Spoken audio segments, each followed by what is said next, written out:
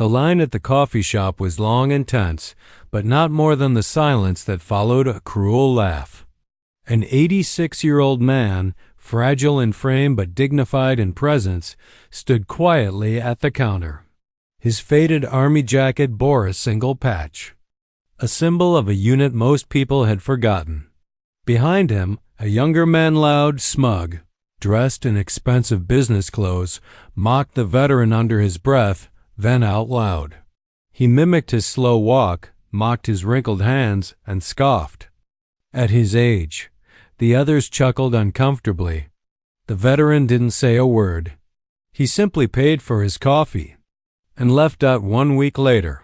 That same young man found himself crushed beneath the twisted wreckage of his luxury car after a violent crash on a remote road. As smoke poured from the hood and blood from his head, he thought it was the end until a familiar figure appeared. The old man, that same veteran, was there, kneeling beside the very person who had humiliated him. What happened next wasn't just an act of mercy. It was the embodiment of battlefield courage, soldier sacrifice, and the enduring honor of our real war heroes. This is a story you will never forget. It was just another chilly morning in Maple Grove, a quiet town where not much ever changed, except the seasons and the stories people forgot. At the local coffee shop, the regulars gathered, sipping slowly and exchanging the same polite nods. As always, among them stood Walter Briggs, an 86-year-old veteran with snow-white hair and a cane worn smooth from decades of use. Walter wasn't just another old man. He was a decorated Korean War veteran, recipient of the Bronze Star, survivor of the Chosin Reservoir, and a name once whispered in war rooms, now barely remembered at bus stops. Yet to most in that shop, he was simply the slow walker who held up the line.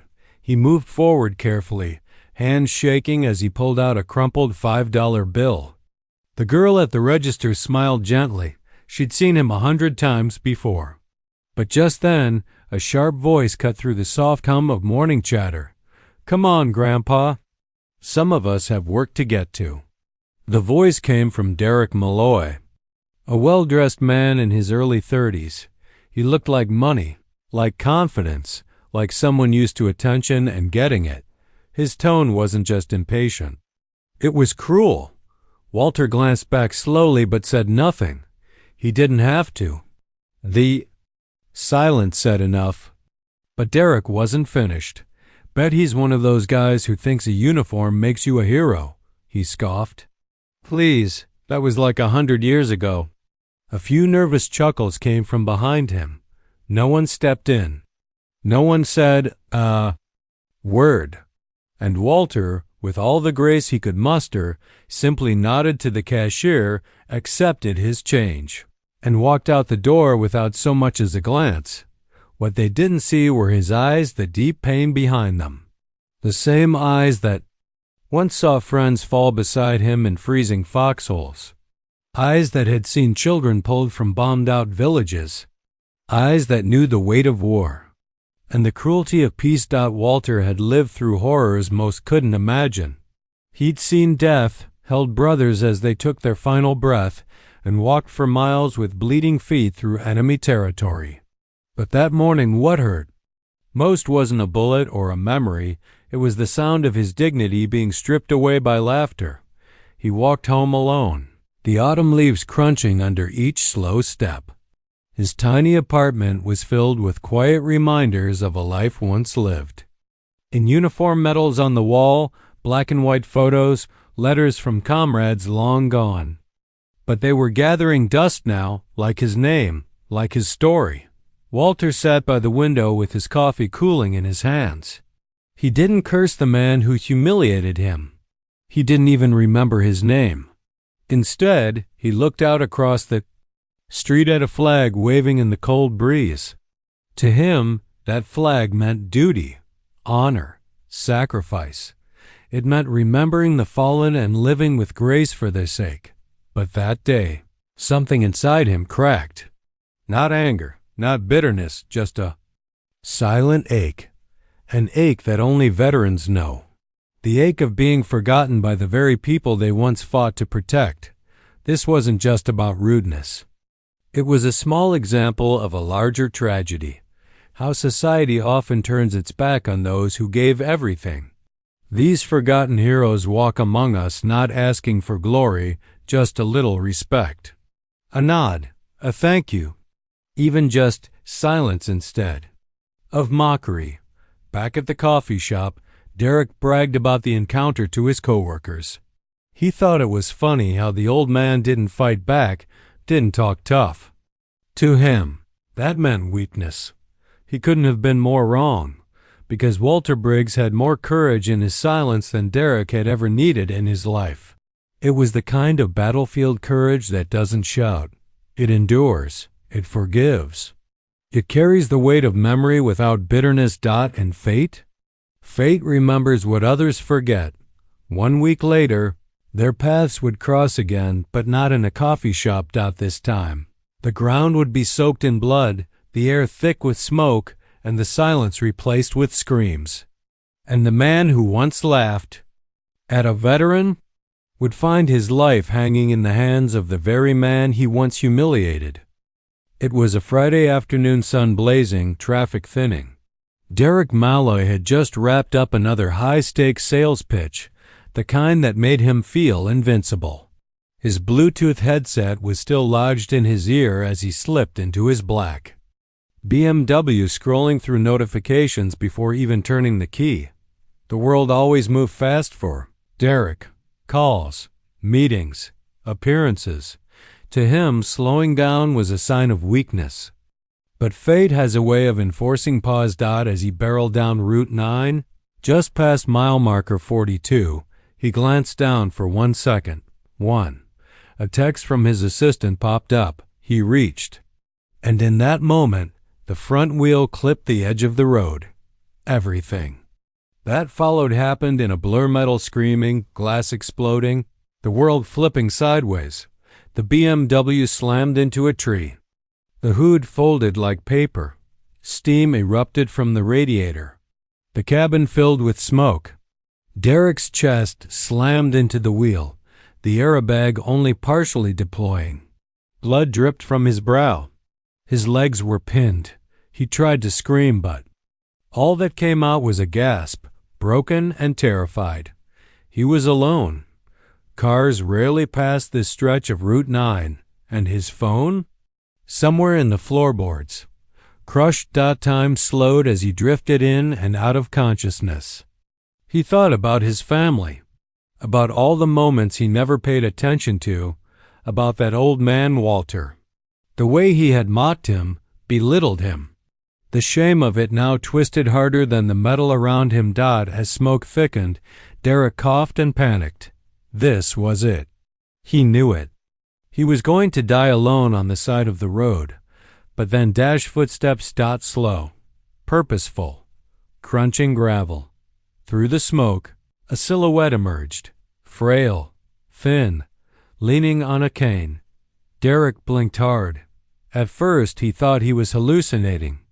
But the figure kept coming, closer, closer, until finally that weathered voice cut through the haze. "You still breathing, son?" Derek's heart dropped. It was Walter Briggs, the very man he had humiliated. The same man who had walked away in silence, dignity intact. But here he was kneeling down in the smoke and blood, pulling open the mangled car door with trembling hands. A man who needed a cane to walk, now using every ounce of strength to pry Derek free. Derek stammered, his voice cracking. "Why? Why are you helping me?" Walter didn't answer right away. He reached in, checking Derek's pulse, the depth of the wound on his forehead, the pressure on his pinned leg. He moved like a medic, not just a good Samaritan, but someone trained to do this. Someone who'd done it before. And then Walter spoke, calm, steady, because once upon a time, a man I didn't like saved my life too. That's what we do. His voice carried something more than kindness.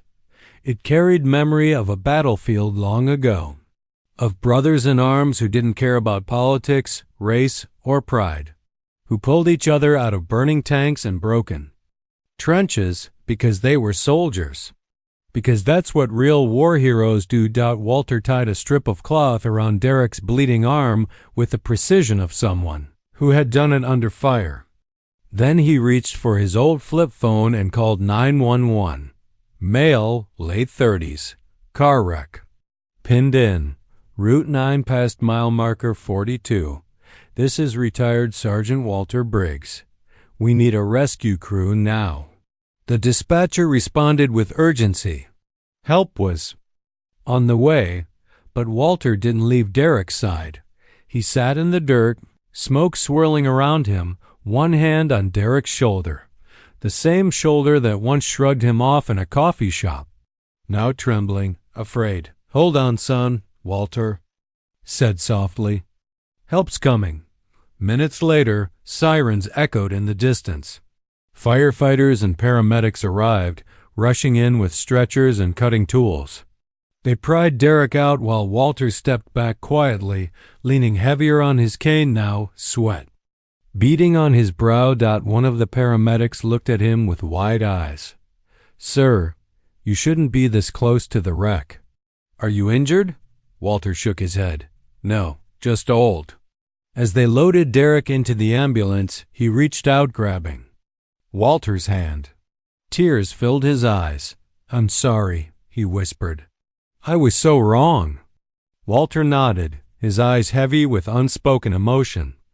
Get better, he said. You've got a second chance. Use it. Then, without ceremony or applause, Walter turned and walked away, just like he had in the coffee shop. No recognition. No glory. Just a forgotten hero who had once again saved a life. But this time, the story wouldn't end in silence, because some acts of bravery deserved to echo far beyond the battlefield. Derek awoke to the sterile hum of machines and the soft beep of a heart monitor. His head throbbed. His right leg was in a brace. Tubes ran from his arm, and his mouth was dry. But he was alive. And all he could think about was him. Not the paramedics. Not the surgeon. Not the fireman who cut the car apart. The old man. Walter. His mind played it over and over. The smoke. The flames. The disbelief as Walter's hand pulled him back from death. The same hand he once mocked for shaking.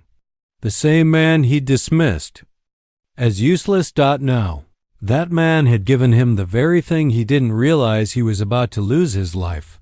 A nurse came in, cheerful and gentle.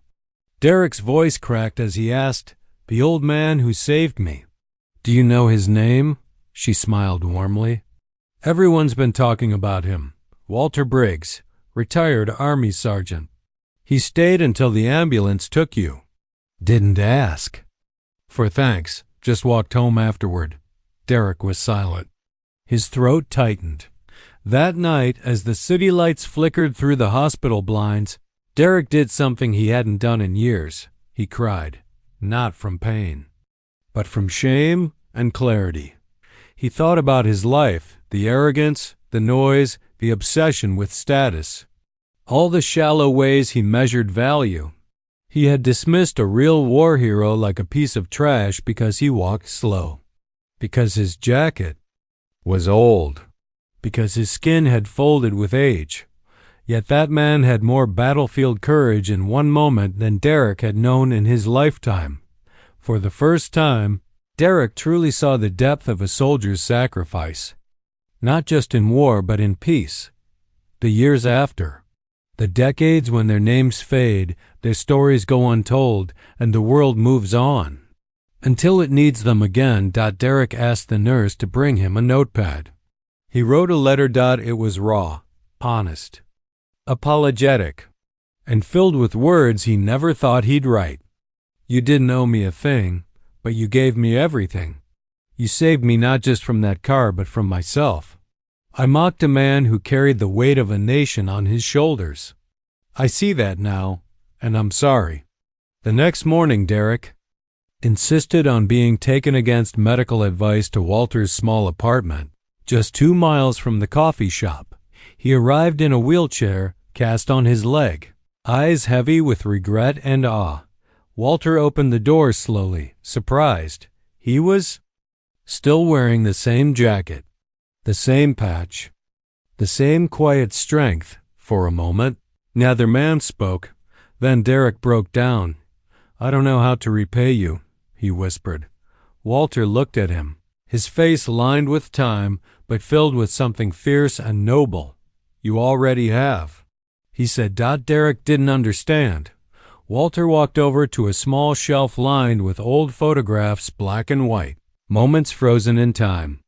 Young men in uniform, faces full of courage and fear. A brotherhood forged in fire. "You're remembering me right now," Walter said, tapping his chest. "Means they're remembered too, the ones who didn't make it back. That's the only payment I've ever wanted." Tears rolled down Derek's cheeks. From that day on, something shifted.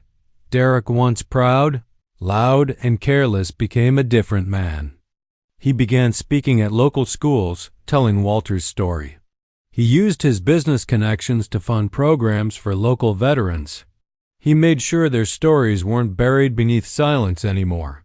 And most of all, he walked with Walter every week, through the town, side by side. Not because Walter needed help walking, but because Derek needed to learn how to walk with honor. It wasn't pity. It was reverence. And soon, people began to notice. At the coffee shop, no one cut in front of Walter anymore. In fact, they began standing when he entered. He was no longer invisible. He was what he always had been, an unsung hero, a living military tribute, a reminder of real battlefield courage. 3 months passed. The leaves in Maple Grove had turned golden and brittle, much like the memories that blew through Walter Briggs' mind in quiet moments. He still walked the same route to the coffee shop every morning, cane in hand, army, jacket zipped halfway up. But now, there was always someone by his side. Derek Malloy. He didn't walk fast anymore.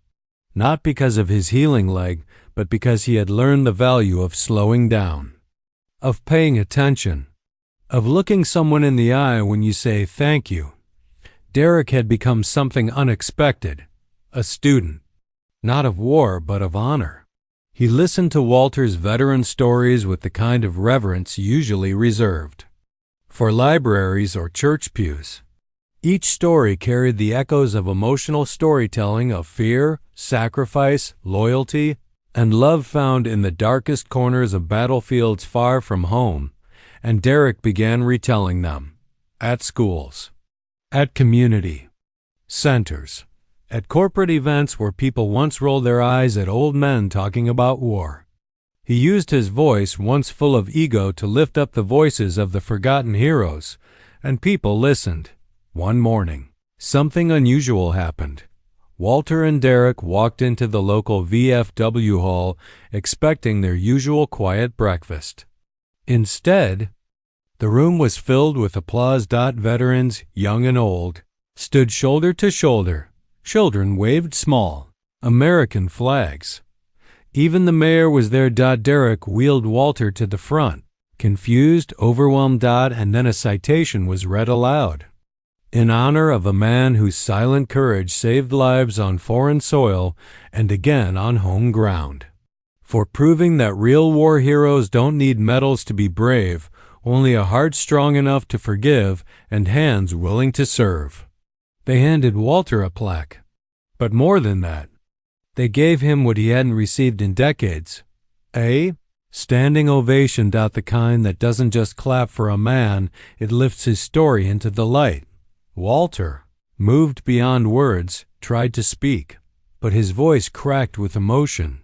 He simply looked out at the crowd and placed his trembling hand over his heart. That night, Derek sat across from Walter on his small porch. The stars were bright overhead, and the wind whispered through the trees like voices from the past. "Do you ever regret it?" Derek asked softly. "Going back to save me?" Walter smiled. "No, son. What kind of soldier would I be if I only fought for those I liked?" Derek chuckled. but his eyes were glassy. "You didn't just save my life. You gave me a second chance at being a man worth saving." Walter didn't respond. He just looked out across the horizon, the ghost of 1,000 memories flickering in his eyes. He was one of the forgotten. But no longer, because one act of battlefield courage on a quiet road, in a moment that didn't make headlines, had turned a humiliating insult into an inspiring legacy, and that is the mark of a true unsung hero, someone who fights not just with bullets but with grace, who sacrifices not for glory but for goodness, who saves even those who once turned their backs. That's the soul of a real war hero. That's the heart of a true military tribute. That's Walter Briggs.